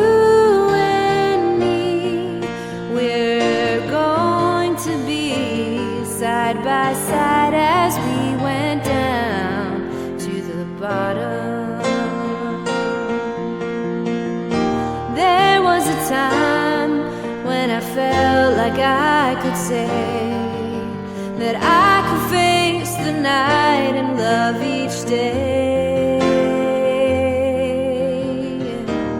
Now I know that only I can win this fight, can get me through the dark and back to light. And it's a long, long way to the bottom, full of twists and turns, but I got 'em. 'Cause nobody is going to be by my side as I go down to the bottom. Yes, it's sad to see I'm alone, just me, as I make my way down to the bottom.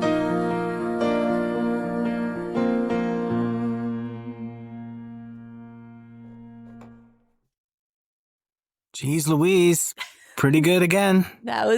It's so sad. And I don't believe it. I really wanted to turn it around at the end and have it be like positive, you know, like you're okay. But just like the movie, you're not okay and you're stuck at the bottom. But that's not my general outlook on life. Well, and we'll see in a few moments once I get set up. We do promise you that we do not play these songs for each other in advance. But I think that we've hit upon a similar theme in our songs, which I guess with certain movies is inevitable. Inevitable. I mean, I think that's part of what's neat about this movie and what I appreciated about it.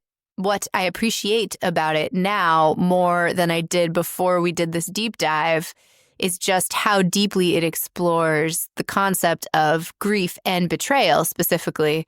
And I would be surprised if you didn't hit on this theme. But yeah, I have not heard your song, nor had you heard mine. So I'm really excited to hear yours, though. Well, we'll get set up. Okay, let's do it. Coming up next. All right. This is my song inspired by The Descent. No names. So I did kind of like you. Well, you'll see. And I'm playing a new instrument. Although it's not that new to my fingers because it's still 6 strings, but it's like a 6-string ukulele. I don't know. I don't really know how to record it. So this is what you get. This song's called The Lowest. When you're deeper than you think and you've diverted from your purpose, you're gonna have to thrive down here before you find the surface. You've lost all of your light and you've never been this nervous. You're gonna have to thrive down here before you find the surface. You're gonna have to thrive, but you don't know if you can turn this all around and around. What you found is that you're hopeless without a sound. You're gonna give your final notice with nowhere left to climb but up. I hope you find you're strong enough. Nothing else will get as tough when you're at the lowest.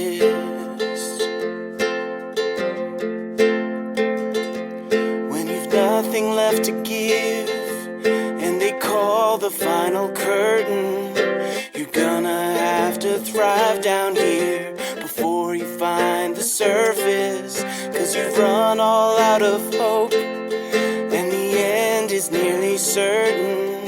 You're gonna have to thrive down here before you find the surface.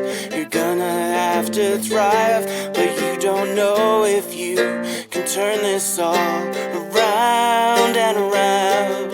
What you found is that you're hopeless without a sound. You're gonna give your final notice with nowhere left to climb but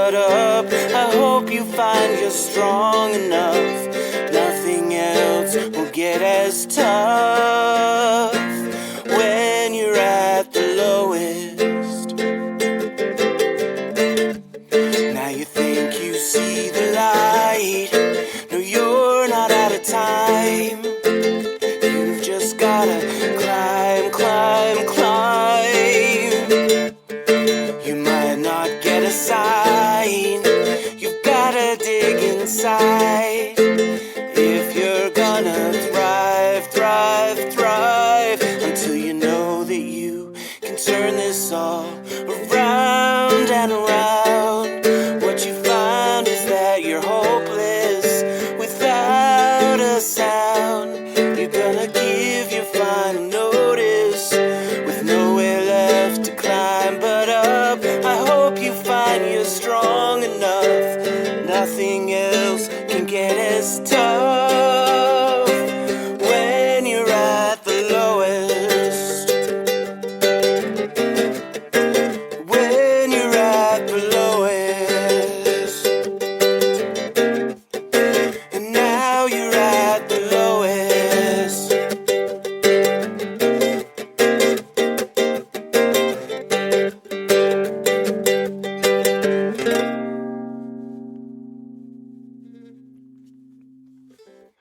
Hold on one second. My song has an alternate ending. What? Shut up. I won't do the whole thing, obviously. I'll just start at like the last line of the chorus. Oh my goodness. All right.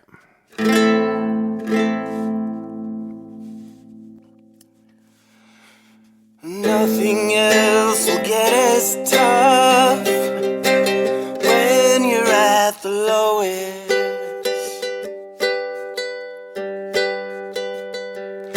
You gave yourself a gift, and the struggle, it was worth it. Look at you, you made it through, and now you're at the surface. Now you're at the surface.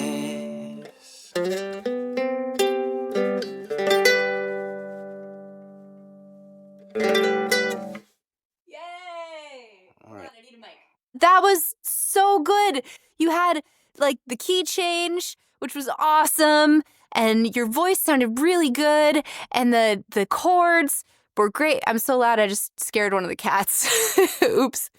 Oh man, and then the alternate ending, just killing it. That was so good. I really hope you have time to do 3 demos this week. You probably don't. No.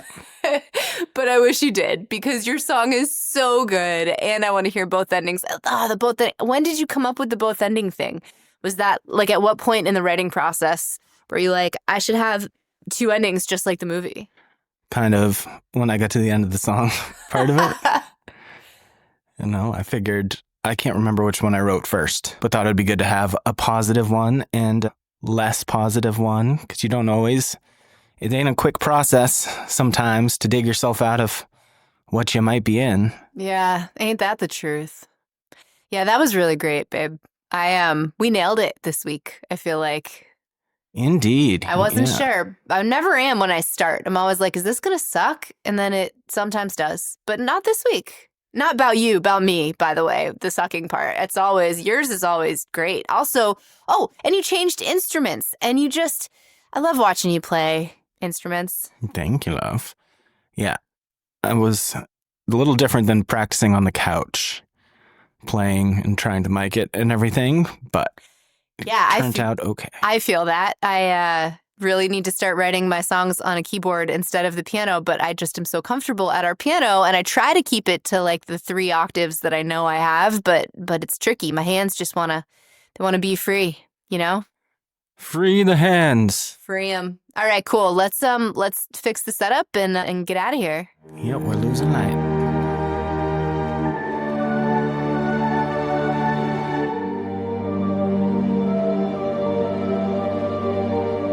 All right, we're losing light.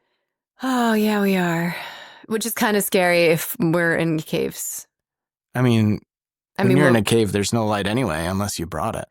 That's true. Either way, I'm feeling kind of claustrophobic. That's because I'm sitting really close to you. No, you're not. Oh, your sound would be bleeding. I was into going to mine say so my bad. voice would bleed into your microphone and you'd complain about it so much. All right. Here's what we're all wanting to know. What movie are we going to watch next week? That is And the is question. will the next movie be the last one before our holiday series? It will, yeah. So next week's our encore episode, and the week after it will be this movie we're about to spin, and then the encore, and then we're into the holidays. We're into Christmas. And we're going to do a couple of Christmas movies in December. Yeah, we are. Excellent. Yeah, I'm excited about those. We do Christmas movies, Christmas horror every December, so that to look forward to. Then there'll be a couple of other special episodes in there along the way. And I think mid-January or February, we get back to sort of the main wheel here. So this is the last time we're spinning this wheel for a little bit, right? Yeah. Actually, I've got, another 6 or 7 weeks. I think we're going to have our holiday movies and our specials and things. So this is a big one. All right. So what's our last spin for a while going to be here? Last spin for 2025. We have on the list Alien, The Shining, Texas Chainsaw Massacre, Psycho, Child's Play, Intruder, Carrie, Slumber Party Massacre, Candyman, 30 Days of Night, A Nightmare on Elm Street, The Strangers, Friday the 13th, and then, of course, the sequel. Yeah. Oh, man, I don't know which one I want to get. Well, good thing you don't have to pick. I know.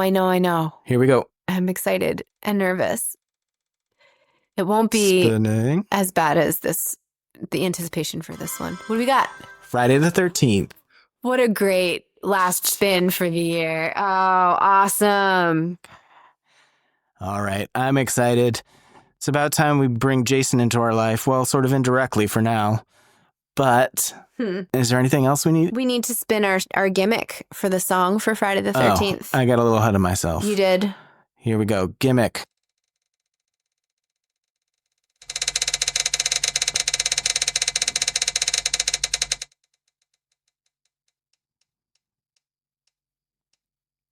What's it gonna be? Prop song. Oh. So what's a prop song? Prop song is entirely inspired by one inanimate object. This is a great movie for that Yeah, it one. really is. It's like so good. Oh man, because the chances of us picking the same one are slimmer than usual, right? Given the nature of these movies. Absolutely. Oh, that's really exciting. Oh, I can't wait. You came up with that. That's a really good song prompt. I like that a lot. Nice job. Find us on social medias at OMNLD Pod. Yeah, leave a review if you enjoy this and send this to anybody you know who's into horror movies and might be into something like this. We want to make sure it gets into the ears of those who will appreciate it. Because as we know, not everybody's into horror or original music, but And to them I say, Puh! no, we love them too. They can listen to the music, but we get that they might not want to watch the movies with us. So, Well, if you do, either way, we hope you join us next week for the Descent Encore. yes. And where you'll get demo of one of the songs from this week and some other fun stuff that may or may not be Descent related. We'll figure it out. We'll approach that chasm when we get there. Oh, I see what you did there. It was nice talking to you about this movie. You as well, but for now, let's stick a pin in it. Okay. Wait, did you mean to say pigeon? Yeah. Oh no. Stick a piton in it. Pin it in it. Works so much better. Who do we does. communicate with to change the names of those things? It's just the confidence you have when you say these things that is such a delight. Oh, all right. Let's put a piton in it. Until next time. Bye. See ya.